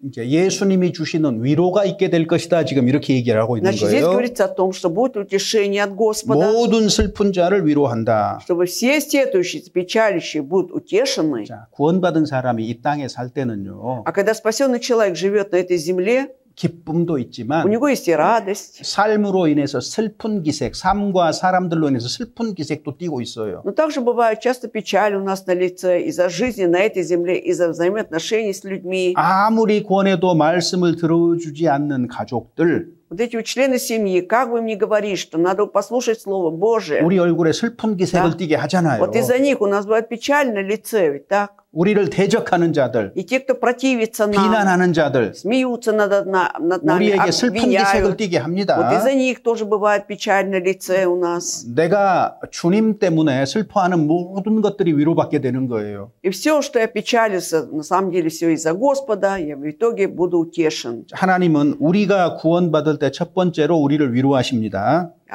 죄 사함의 위로가 주어지는 거예요. Когда мы получаем спасение, да, когда получаем прощение грехов, прежде всего мы получаем утешение от Бога. 우리 이사야 성경이 66장으로 돼 있잖아요. Вот 66 глав, да, в Исаии. 성경이 전체가 А мы 66권이잖아요. знаем, что всего 66 книг во всей Библии, 구약 성경이 39권이잖아요. 39 книг это Ветхого Завета 신약 и 27 그다음에 Нового. 40장에 보면은 А вот если 60, 이사야 성경 40장을 в 보면은 40 главе Исаии, 마치 신약 성경을 얘기하는 것처럼 как будто там говорится о Новом Завете, 1절에 в 보면은요. первом стихе. 너희 하나님이 가라사대. Что? Давайте посмотрим. 예, 40장 1절. 40 глава, 1 стих. «Утешайте, утешайте народ мой, говорит Бог ваш». 너희는 위로하라. 내 백성을 위로하라. Народ мой утешайте, говорит 왜 Бог. 위로하라는 거예요? А для чего надо утешать? Почему утешать? 예수 그리스도 복음으로 말미암아서 위로받을 것을 얘기하고 있는 거예요. Здесь имеется в виду, что благодаря благой вести Иисуса Христа они будут утешены. 그래서 죄 사함의 위로를 주시고 Итак, через прощение грехов дает утешение. 그리고 영원한 위로가 우리를 기다리고 있는 겁니다. Еще вечное утешение нас ждет. 하나님은 위로의 하나님이시기 때문에 Потому что сам Бог есть Бог утешения. 모든 환난 중에서도 우리를 위로하시는 분이라고 나와 있습니다. И в 성경에. Библии написано, что Он является утешительным от всех скорбей наших. 그 утешает. 고난, 복음 때문에 고난받은 대표적인 사람은 사도 바울일 Вот 거예요. апостол Павел, да, который больше всех пострадал за благую весть. 근데 바울은 И вот Павел, 하나님이 모든 위로 하나님이다라고 고난 중에 말을 할 수 он как 있었던 раз во 거예요. время скорби мог сказать, что Бог является Богом утешения всего. 고린도 후서 1장 Давайте 보시면은요. 2 Коринфянам, глава 1. 1장 3절 4절입니다. 3-4 стихи. Второе послание Коринфянам, глава 1, стихи 3 и 4, страница 219.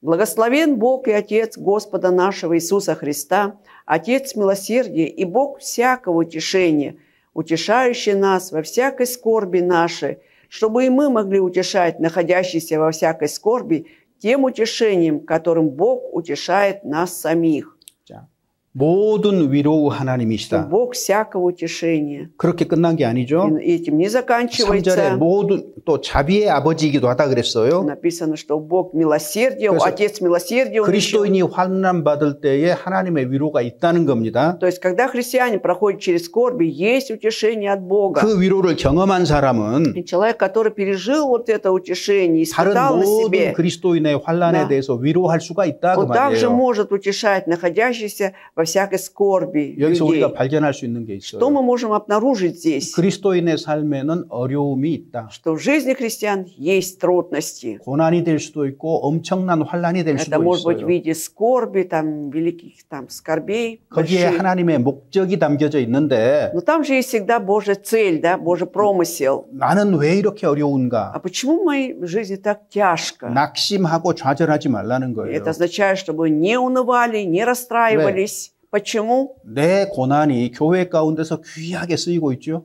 Потому что вот моя скорбь сейчас драгоценным образом используется в церкви сейчас.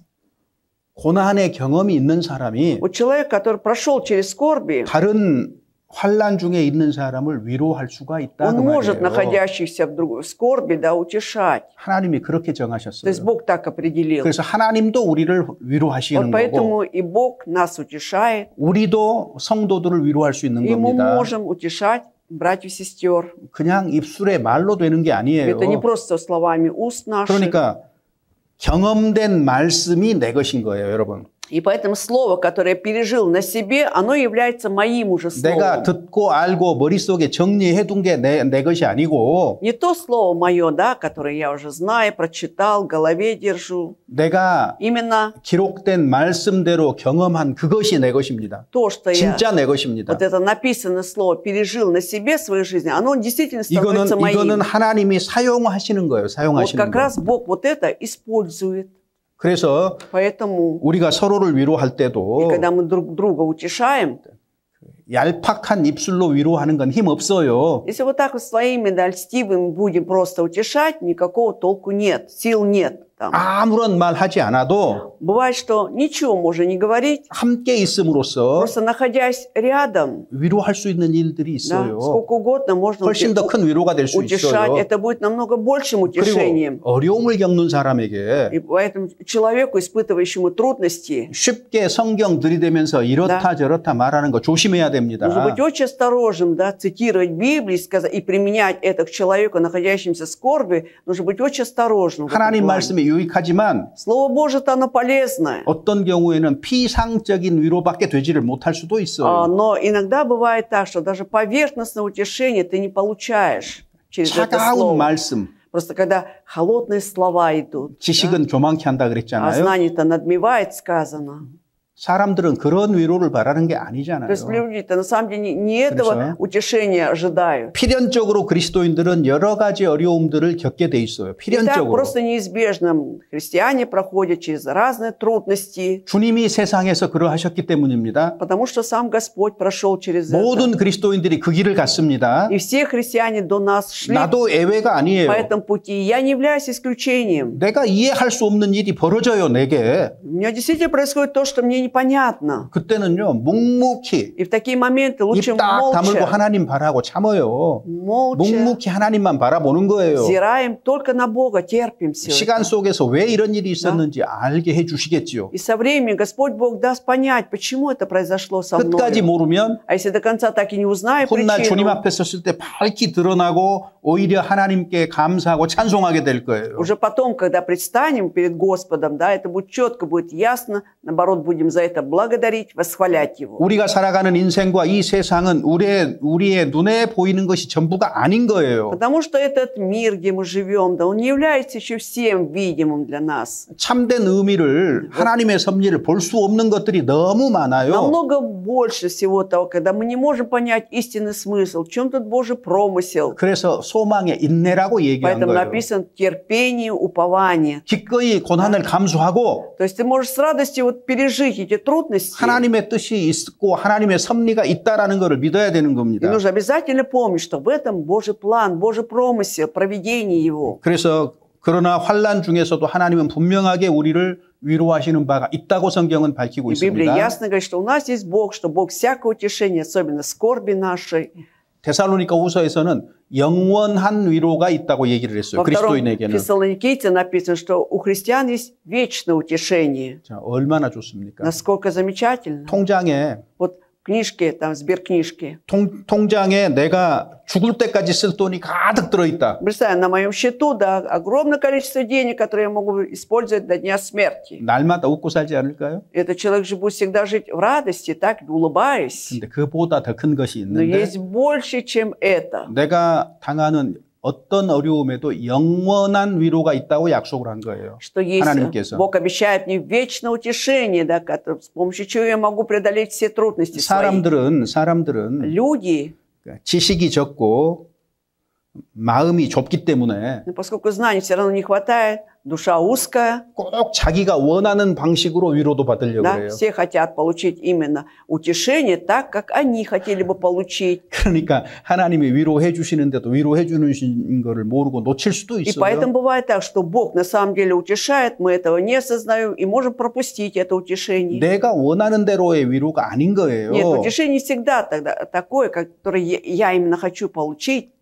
세상을 통치하시는 하나님의 영광을 위한 위로입니다. 결국은. В итоге это вот утешение для прославления Бога, который правит всем этим миром. 그리고 우리가 이 땅에 있을 И 때에 поэтому, пребывая на этой земле, 함께 복음을 전하는 동역자들이 위로가 된다고 성경은 이렇게 얘기하고 Библия говорит о 있습니다. том, что для меня утешением становятся сподвижники, да, с которыми мы вместе благовествуем. 자, 바울이 고난받을 때에 Когда Павел проходил через скорби, 골로새에 유수도라고 하는 사람을 보내는데 вот в Колоссы, да, он отправил Иуста, 자, Иуст был.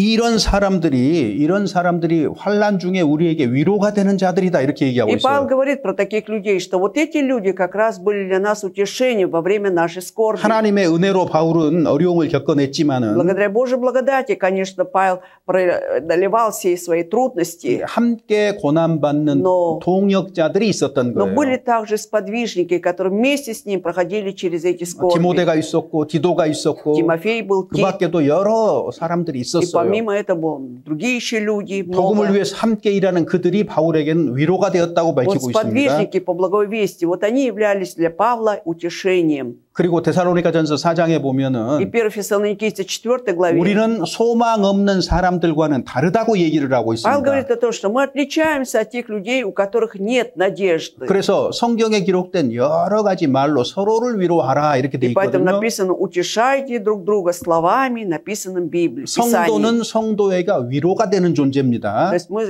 получается, если мы верующие, мы для других верующих являемся утешением. 어려움을 나 혼자 당하면 А если я один буду проходить через трудности, 나처럼 어려움을 당하는 사람이 또 있다면 если есть другой человек, который также проходит через трудности, 서로 위로가 될 거 아니에요. значит, мы сможем друг друга утешать. Да? 성경은 서로 사랑하라 이렇게만 얘기한 게 아니에요. Потому что Библия не говорит только так, любите друг 이 여러 말로 друга. 서로 위로하라고까지 написано, 우리에게 고면합니다. У нас назидание идет, да, утешайте сими словами друг друга. 시편 118편 118 50절입니다. псалом, откроем 118 псалом, стих 50. 118, стих 50, страница 626. 50절 같이 읽어보겠습니다. 50 стих будем читать вместе. «Это утешение в бедствии моем, что Слово Твое оживляет меня». 이 말씀이 나의 곤란 중에 위로라. Это утешение Слово Твое в бедствии моем. 주의 말씀이 나를 살리셨다 И Твое 그랬잖아요. Слово Твое оживляет меня, 어려움 спасает. 가운데 있을 때는요. Когда человек находится в трудности, 더욱더 성경을 가까이 해야 более 됩니다. всего, конечно, он должен приближать Библию еще. 성경이 읽기 싫을 때도 И когда даже не хочется читать Библию, 의무적으로라도 просто по обязанности заставлять нужно себя. 성경을 계속 읽어 Да? 나가야 됩니다. Постоянно нужно читать Библию. 왜? Почему? 성령은 Потому что есть Святой Дух. 말씀이라는 수단을 통해서 역사를 하기 때문에 Он действует именно через Слово. Вот это его инструмент. 1차적으로 하나님이 우리를 위로하실 때에 И прежде всего, когда, в первую очередь, когда Бог нас утешает, 말씀으로 Он 위로하십니다. утешает ведь через Слово. 그러니까 말씀을 가까이 하지 않는 사람은요. И тогда человек, который не приближает себе Слово, 주님의 위로를 받을 수가 없지요. он, 당연히. естественно, не сможет получить утешение 나의 от 곤란 Бога. 중에 주님의 말씀이 나의 위로가 된다 Если 그랬어요. написано это утешение в бедствии моем, то есть 근데 Слово. 우리는 어떻게 해요? А мы как делаем? 말씀의 위로, 말씀을 통한 하나님의 위로보다는요. Чем получить утешение Божие через Слово, 가까운 사람이 주변 사람이 Да. 나에게 어떻게 위로의 말을 건네는가. мы делимся с это, да, с близкими людьми там, и ждем слова утешения от них. Как они утешат меня? 그런 일이 있으면 위로를 받았다고 생각을 하고 И если это действительно он утешил, считаем, что мы утешены теперь. 그거 잘못된 Но 생각이죠. это же неправильно мыслить так. 그리스도인으로서는 육신의 생각에 불과해요. Это получается, ты хоть и христианин, но живешь, но у тебя плотские 우리가 помышления. 하나님이 하시는 일을 다 알 수는 없어요. Конечно, мы не можем всего знать, что Бог делает. 그런데 하나님이 하시는 일부분의 일들은 알아요, Но 우리가. какие-то отчасти его дела мы знаем, да? 성경에 기록된 만큼 알거든요. То есть мы знаем, насколько написано в Библии. 근데 나의 곤란 중에 하나님의 말씀이 위로라 그랬으니까 Но если написано, что в скорби моей Слово Господа является утешением, 말씀을 가까이 하는 사람은 틀림없이 위로를 받게 됩니다. поэтому тот, кто приближает Слово к себе, непременно будет утешен. 말씀을 가까이 안 하면 А кто не приближает Слово, 여전히 해결되지 않는 감정의 앙금을 가지고 살게 되는 все 거예요. так же будет жить на основе эмоций, каких-то переживаний, нерешенных проблем. 얼마나 그게 불행해요. Ну, это несчастье. 주머니에 만루불이 있는데 Или получается, у тебя в кармане 10 тысяч 돈 рублей, 있는 줄 모르고 но ты не знаешь об этом, 저녁도 굶었고 голодал, 아침도 не 굶었고 ужинал, не завтракал. 얼마나 어리석기도 하고 불행하기도 Это 하잖아요. глупо и несчастно, да, несчастье. 그래서 말씀을 통해서 항상 우리를 구원하시고 건지시고 Именно 위로하시고 через Слово Бог всегда нас спасает. 그렇게 말씀을 깨닫게 될 때 실제로 삶 속에서도 이루어지는 바가 있게 되는 겁니다. И ты, когда осознаешь это через Слово Божие, развиваешь, это все потом происходит и в жизни, на практике. 그래서 평생에 옆에 두고 읽을 말씀인 거예요, И поэтому 성경은. действительно Библия, да не отходит сия книга во все дни жизни 올해 твоей. 우리가 한 해를 시작하면서 또 성경을 읽기 시작했을 텐데 Каждый, кто, наверное, с начала Нового года начал заново читать Библию. 여러분의 성경 읽기는 어떻게 되고 있는지 좀 돌아볼 필요가 있습니다. Поэтому иногда вот оглядывайтесь назад, как вы сейчас читаете Библию. 자, 우리 학생들도 마찬가지예요. Поэтому и учащихся это тоже касается, школьников. 그래도 내가 Все равно же 성경 전체를 한 번쯤은 읽어봐야 되는 게 맞잖아요, 그죠? это же правильно, да, хотя бы всю Библию я должен прочитать полностью. 우리 어린 학생들은 교회 안에서 성장해 왔기 때문에 Поскольку наши школьники, они все же росли при церкви. 마땅히 성경과 가까워야 되고 Это естественно, вы должны приближать себе Библию, читать ее. 매일 성경 읽는 습관을 정확하게 가지고 И 있어야 돼요. четко должна быть у вас привычка, да, ежедневно читать Библию. 그것이 없이는 Без этого, 성공한 인생이 될 수 없습니다. 주 앞에서는. честно говоря, и жизнь даже перед Господом не будет успешной. 우리도 성숙한 그리스도인이 되기 위해서는요. Также и мы, чтобы достичь зрелости в вере, 매일의 삶 속에서 성경을 보지 않고는 신앙의 성장 없습니다. мы должны обязательно ежедневно читать Библию каждый день, да, иначе не будет ни роста веры, ни зрелости. 성경 읽기 싫으면 А если не хочется читать Библию, 말씀 들으세요. слушайте Слово хотя бы. 말씀도 듣기 싫으면 А если Слово не хочется слушать, 교제에 참석하세요. участвуйте в собраниях, в 거기서 общениях. 성도들이 어떻게 살아가는가 들으세요. Послушайте, как живут братья и сестры. 자, 그래서 주의 말씀이 위로다 Итак, 그랬습니다. Слово Твое является утешением 그러나 моим. 무엇보다도 가장 우리에게 큰 위로는 Но более всего, самым большим утешением для нас 십자가의 구속입니다. является искупление на кресте. 영원한 지옥 형벌을 받아 마땅한 우리에게 Что нам достойно вот это вечное наказание в аду, 예수 그리스도의 흘리신 피값으로 죄를 없애주신 사실, что вот это, что мы знаем теперь о факте, да, что Иисус, пролитый своей кровью, избавил нас от грехов, 그리고 그런 우리를 의롭다고 하신 것, да еще вот оправдал нас через веру. 더 나아가서 우리를 하나님의 자녀, 아들 삼아 주신 것. И более того, что сделал нас чадами Божьими. 그래서 거듭난 사람은 세상에서 가장 큰 위로를 받았어요. И поэтому рожденные свыше люди на самом деле получили самое большое утешение в этом мире. 약속까지 포함해서입니다. Включая также обетование Божие. 영원한 영광을 함께 누릴 것을 약속해 주셨잖아요. Что Он обещал, что будем вечно наслаждаться славой, да, с Господом. 구속만큼 큰 위로는 없습니다. Самое большое утешение, это, конечно, искупление. 그런데 구속으로 끝나는 게 아니에요. Но искупление ведь не 여기 заканчивается. 61장 3절에 보면은요. Исайя 61:3. 자, 그렇게 가난과 슬픔에서 환난 중에서 자, 건짐을 받은 사람을 뭐라고 얘기합니까? Вот что сказано про человека, который наконец-то освобожден от всего? 그들로 의의 나무라고 했다고요.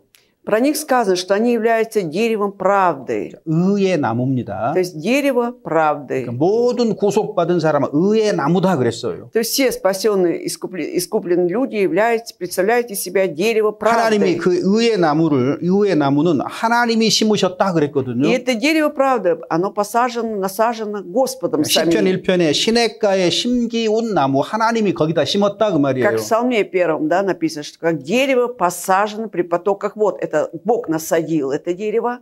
그래서 그리스도인을 나무라고 얘기를 합니다. Итак, про христиан сказано, что они представляют из себя дерево. 마찬가지로 여호와의 집에 심긴 거예요. 우리는 То есть то же самое, мы вот насажены в Доме Господнем. 하나님 집에 심겼어요. Мы посажены в Доме Божьем. 그래서 그 영광을 나타낼 자다 그랬어요. И должны являть теперь эту славу. 이것이 구약에서 하나님의 자녀의 정체성입니다.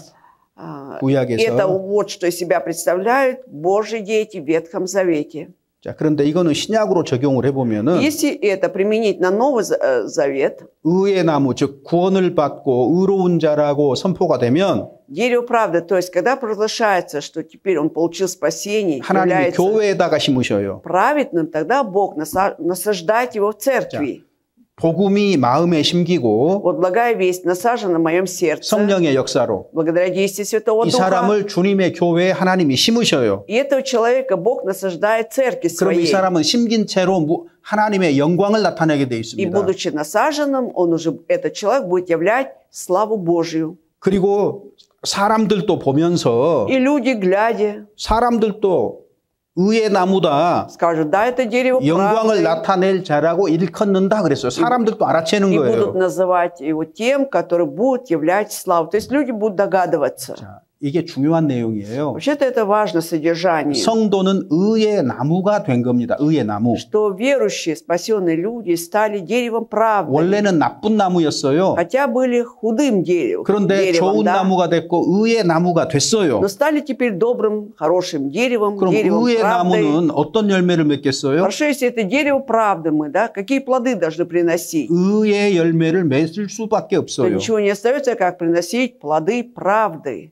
의의 열매라는 게 뭘까요? А что такое плоды правды? 뭐 복잡하게 생각할 필요 Тут не 없어요. надо усложнять все.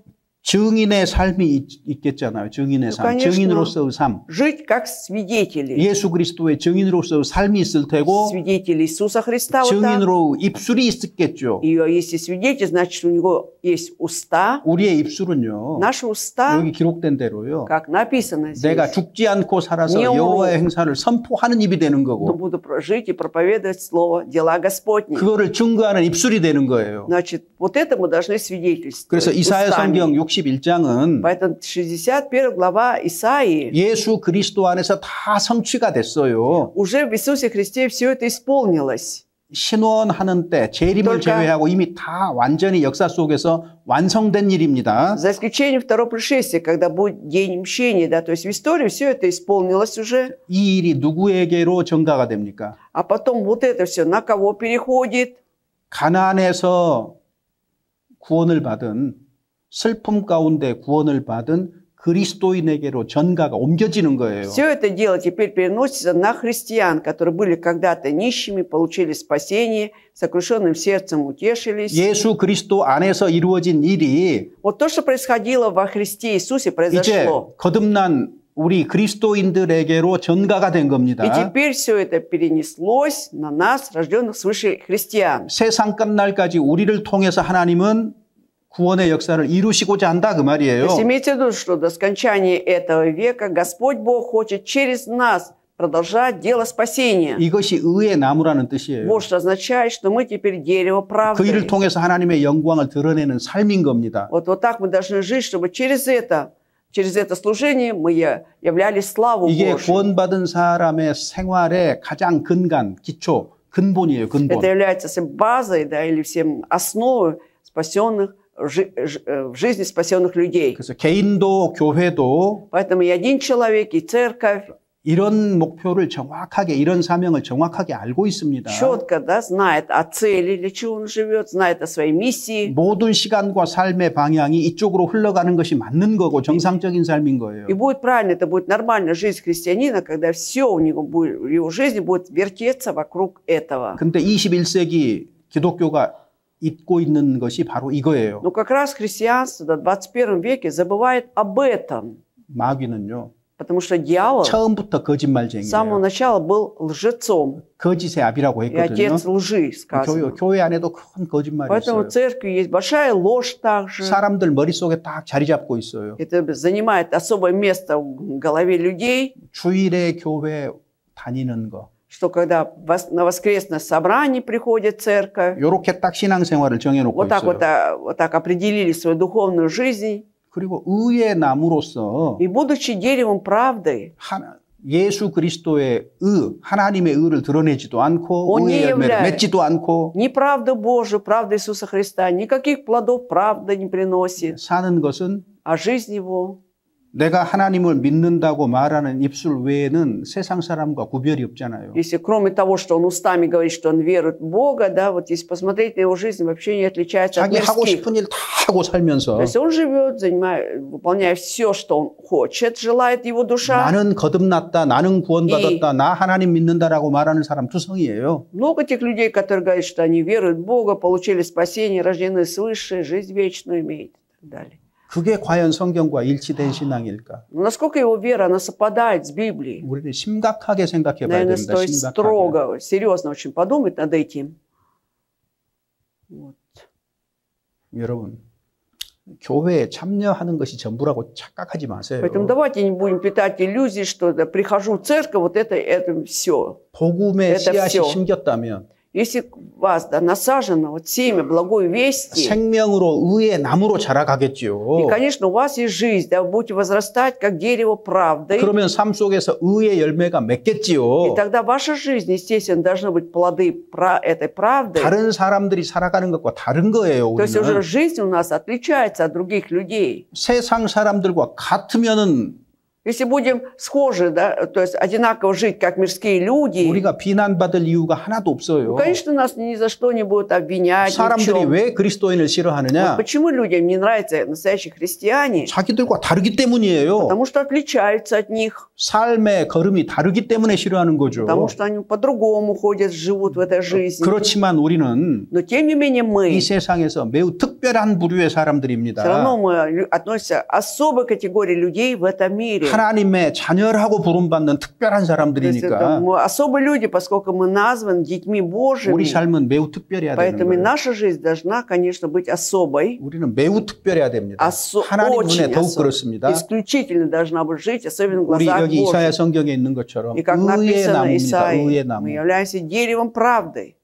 그래서 그리스도의 하신 일을 우리는 Поэтому то, что Христос сделал, 삶으로 입술로 선포해야 мы 되고 должны своей жизнью, устами все это проповедовать. 의롭게 살아가는 일이 반드시 뒤따라오는 겁니다. Естественно, непременно 증거입니다. 이거는. должны жить праведной жизнью, вот этим доказывать 이런 праведной 삶을 жизнью. 통해서 하나님의 영광을 드러내도록 우리는 우리 운명이 결정이 돼 То есть 있어요. наша судьба уже определена, да, чтобы через такую жизнь являлись славу Божию. 예, 그래서 일단은 그 여기 예수님을 애언을 했지만은 Итак, 61장에 в 61 главе хоть шло, идет пророчество об Иисусе Христе, 예수님을 이 세상에 보내신 목적을 분명하게 기록을 했고 но четко мы узнаем, да, цели, для чего Иисус Христос был послан, 은혜의 해를 선포하는 것도 기한이 있다는 것을 и 밝혔고 что показано, да, что проповедовать лето Господне, это там будет, есть определенный срок.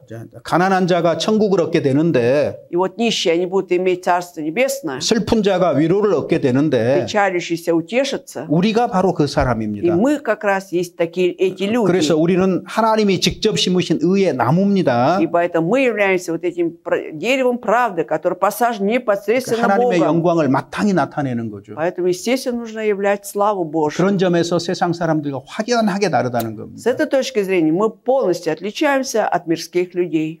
예, 그래서 항상 그리스도인은 삶을 살 때에 Поэтому не забывайте, когда мы, христиане, живем в этой жизни, 복음에 참여하는 것 что мы должны быть причастниками 그리고 благовестия 복음에 합당하게 살아가는 것 и должны жить достойно это благовестие. 이런 물결의 흐름, 이런 물살의 흐름 То есть- 속에 있어야 되는 То есть 거예요. вот такие волны должны быть в нашей жизни, мы должны находиться. 내가 어떤 물살에 내 몸을, 내 인생을 맡기고 Да. 있는가 Вот как я представляю тело свое, да, какой волне я отдаю себя. 세상을 그 요단강의 물고기는요 세상을 거슬러서 헤엄칩니다. Мы знаем, да, что рыба в реке Иордан, она идет против течения, 그래야 갈릴리 생명의 Да. 바다에 이르르는 чтобы 거예요. попасть вот там в Галилейское озеро, где есть жизнь. 세상과 똑같이 요단강의 물살을 따라서 몸을 맡겨버리면 사해바다로 가는 겁니다. 멸망이에요. А если они, значит, пойдут не против течения, да, вот будут плыть по течению, они попадают в это мертвое море и ничем не будут отличаться от мирских людей. 복음의 물결 위에 올라타십시오. И поэтому давайте мы сядем на эту волну благовестия. 다음 2주죠. 주일에 이 주말에 전도 집회 있어요. Итак, на следующей неделе у нас будет, значит, библейский семинар с пятницы. 하계 수양회 전에 마지막 집회가 될 Это 것 последний 같습니다. семинар перед летней 이 конференцией. 집회는 우리 모스크바 교회 성도들이 하나가 되어서 На этом семинаре мы должны, верующие Московской церкви, должны быть одним целым, 복음을 전하는 единодушие. 귀중한 Это 시간입니다. драгоценное время для благовествования. 세상에 어떤 시간보다 가장 귀중한 Это 시간이에요. самое драгоценное время, не сравнить ни с каким временем в этом мире. 적극적으로 참여하시기 Поэтому 바랍니다. активно, пожалуйста, участвуйте. 마침 그때가 우리 쉬는 때여가지고 Как раз это праздничные дни будут. 어때요? 휴가하기에 참 좋은 때가 아니고 Но это не самое хорошее время для отпуска для нас. 참여, 성경 강연에 참여하기 참 좋은 때잖아요. На самом деле, это самое хорошее время для участия в библейском семинаре. 그죠? Так, 하여튼 вот, воспользуемся.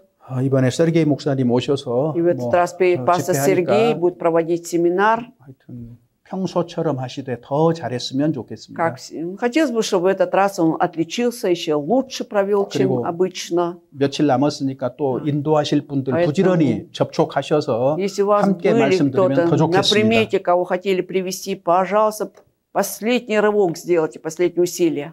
Время 그리고 еще есть. 나는 의의 나무다는 것을 명확하게 증명하셔요. И четко докажите, что я являюсь деревом правды, 예, праведным 기도하겠습니다. деревом.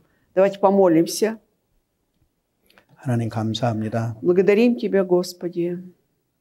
저희들 한 자리에 모으시고 또 주님의 말씀을 상고하도록 도와주셔서 Мы 감사합니다. благодарим, Господь, что помогаешь нам собираться здесь в одном месте и вместе исследовать Слово Твое Божие. 다시 오실 주님을 소망하면서 말씀에 복음에 합당한 삶을 살아가도록 인도하시고 은혜 베풀어 주시옵소서. Дай нам, Господь, надеяться на второе пришествие, жить терпением, уповая, Господи, и жить достойно Слову Твоему Божьему. 곧 있을 전도 집회를 통해서 새로운 사람들이 구원받고 교회 가운데 기쁨이 피어날 수 있도록 도와주시옵소서. Благослови, Господь, вот предстоящий библейский семинар, чтобы новый человек получил спасение, чтобы была радость в церкви. 그 일을 위해서 힘쓰고 봉사하는 모든 손길 위에도 주님이 필요한 은혜로 И 채워주시옵소서. поэтому, Господь, благослови также всех людей, всех, которые будут подвязаться в этом семинаре, будут служить другим людям. 우리를 구속하시고 지금도 살아계신 주 예수님 Во 이름으로 имя искупившего 기도드립니다. нас и ныне живого нашего Господа Иисуса Христа возносим эту молитву. Аминь.